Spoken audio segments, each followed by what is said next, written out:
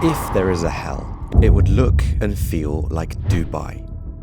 See, after traveling to 80 countries around the world, I found that Dubai is the best place to live and work. Deep dive Dubai, I'm about to go down. Deepest pool on earth, 200 feet. This is why I chose to live in Dubai and not in LA.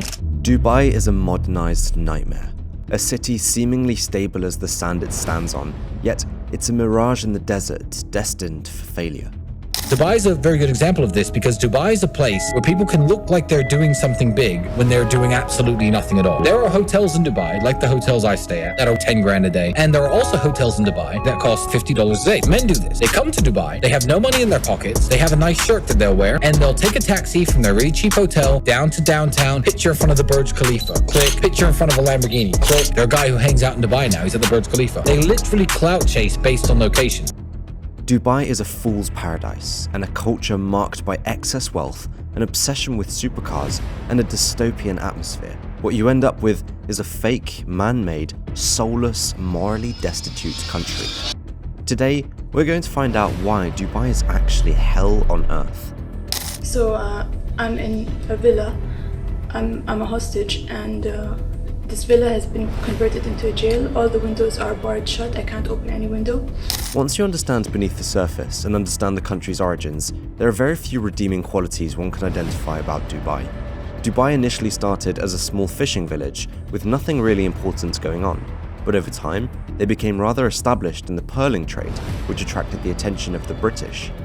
Dubai wasn't alone, and there were a bunch of other emirates that came together and signed a treaty with the British known as the Trucial States. But everything changed in 1966 when they discovered oil. Before that, it was just like a speck in the desert. In a nutshell, they basically stumbled upon a bottomless money hack, and by 1969, they were shipping out oil like there was no tomorrow. This triggered a crazy economic boom, and by 1971, Dubai teamed up with other emirates, giving birth to the UAE, aka United Arab Emirates. Fast forward to 1985, when they made the bold move of pouring billions into transforming Dubai into one of the wildest tourist spots worldwide. Now, you might wonder, why the splurge? Well, in the Middle East, oil is the go-to moneymaker, and the cash flow seems never-ending. Yet, there's a glaring issue with putting all your eggs in one basket, especially when it comes to relying solely on oil or any single resource. That's a recipe for potential disaster. So, cue drumroll, they shifted gears towards tourism. That's precisely why Dubai has those skyscrapers and touristy vibes it has today. Here's the new proposal for downtown Dubai. A giant 1,640 feet or 550 meter tall ring called the Downtown Circle. Dubai is really setting a standard for the future of this world. But the largest skyscrapers you see and all the 5-star hotels and glitzy buildings don't build themselves, and the Emiratis are definitely not getting their hands dirty. Migrant workers are forced to work in 40-degree desert heat so the UAE can get their name in the Guinness Book World Records for the largest man-made structure.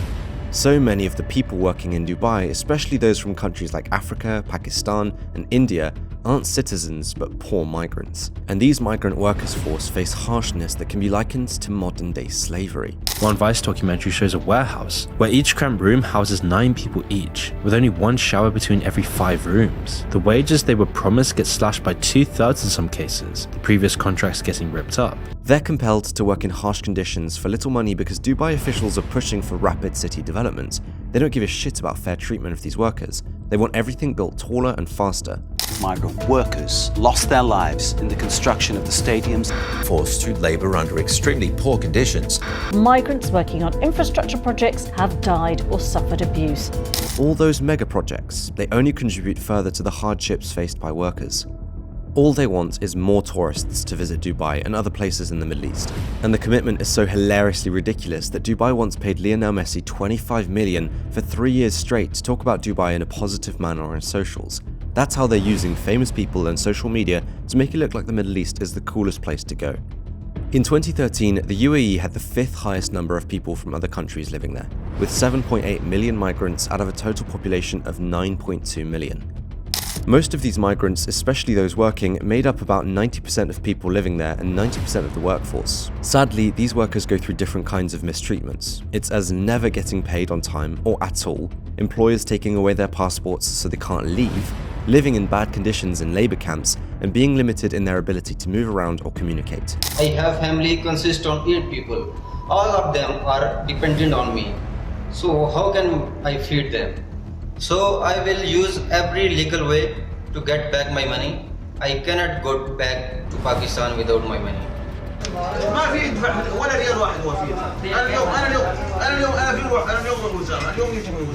Talk about freedom of speech.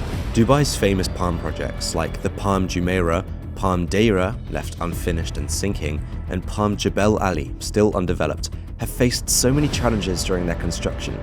Another Dubai project, the World Islands, is a different kind of disaster. Despite its name, it doesn't actually resemble the world. Building these required huge ships scraping the ocean floor and dumping sand onto the coast, causing ecological disruptions. The islands are sinking about 1/5 of an inch each year due to the use of unsuitable sand for construction. Workers on these projects endured hard conditions, with little food and long hours in the hot desert. The protective outer shells of the palms, designed to shield inner residents from waves, created a large swamp devoid of marine life, making the water unusable. Maybe even the construction of the Burj Khalifa followed a similar pattern, and honestly, it's not a big deal people think it is. We'll tell you how. The Burj Khalifa, the world's tallest building, seems more like a man-made thoughtless structure. It's basically a giant tower in the sky that can supposedly hold up to 35,000 people, but the funny thing is, there's no proper sewage system connected to the building. It's like having a massive structure without the basics figured out. Possibly, the UAE is investing in a sewer system for Dubai, but it seems like the Burj Khalifa missed the memo. That might be why you've heard about Dubai's infamous poop truck. That's how it goes. At one point, Dubai had so many poop trucks that they caused regular traffic jams. The situation got even worse because of the scorching heat and long lines of trucks. Some drivers, fed up with waiting, just dumped their loads in the sand dunes, causing it to flow into the Persian Gulf. Now, you have tourists effectively swimming in a toxic bunch of, well, you can imagine. There's literally a traffic jam of poop trucks because the Burj Khalifa isn't connected to proper sewage system. You'd think that when planning the world's tallest and fanciest building, plumbing would be a basic consideration, but nope. Dubai seems to have a trend of cutting corners with infrastructure, using cheap materials and relying on what some call slave labor. They even named their new sewer system the development of the century. For most of you though, you might have to wait for similar improvements. When it comes to the city planning, Dubai faces a heap of issues. First of all, it's in a scorching desert, making things already hard. The roads are a mess with bad designs, no clear paths or logical routes. According to many stories online, going from A to B often means navigating through CDE. The whole layout of Dubai seems like it was randomly created by someone who was getting bored and wanted to doodle a little. They've got these huge 12-lane highways like Sheikh Zayed Road sandwiched between skyscrapers. Sure, there might be no traffic, but you're left wondering, where are you even going? Overall, it's a jumbled mess of residential areas and super tall skyscrapers all thrown together and called a city. And to top it off, there's zero harmony in both how it looks and how it functions. Dubai operates as a theocratic police state, which means they've got some seriously unusual laws. You're basically under the rule of Sharia law, and some of these laws are just plain crazy. Believe it or not, poppy seeds are illegal in the UAE, and eating them could land you 20 years in prison. Even grabbing a piece of bacon, egg, and cheese before your flight can get you in trouble. And it gets even more ridiculous when they tell you that washing your car in public is a no-no. But most importantly, showing disrespect to the royal family, the country, the city, or Islam can get you in hot water. The upper echelons of society are full of corruption and favoritism, making it a liberal's worst nightmare if you mix Sharia law with a few Western customs. It's a whole different world of rules over there. Because same-sex marriage is a no-no and public displays of affection are off limits, especially for non-nationals. But when it comes to tourists, there might be a bit more flexibility for them. It's only driven by the need for revenue. More money, you know? The whole plan hinges on tourists bringing in money, and without that, the entire system could fall apart. All in all, Dubai is a hotspot for shady money dealings. Dubai. Welcome to Dubai. The city is now a global business hub and luxury tourist destination. Dubai, there is the tallest building in the world, the largest airport and shopping center, the most luxurious hotel, and the police patrol the city with sports cars. So how did the Emirates, and Dubai in particular, get so rich? Because I know Dubai is not finished and Dubai is back because Laundering money and dealing in gold is a breeze because of their lax laws. It's also a go-to spot for sex tourism, but all these not-so-great activities are technically illegal as long as they stand behind closed doors and are out in the open. Also, Dubai has so many luxurious cars. If you head into certain parts of the desert, you might see Ferraris, Lamborghinis, Porsches, Bentleys, you name it, but they're just sitting there, gathering dust and sand. There are literally thousands of abandoned supercars because, let's face it, not everyone in Dubai is financially stable except for the elite. These cars were probably just impulsive purchases. Maintaining these rides costs a fortune, and there might not be enough expertise in the mechanical industry to service them. So instead of shelling out big bucks for upkeep, it's apparently easier and cheaper to just let them rot. Dubai is also a go-to place for glamorous billionaires and millionaires, mainly because there's no tax.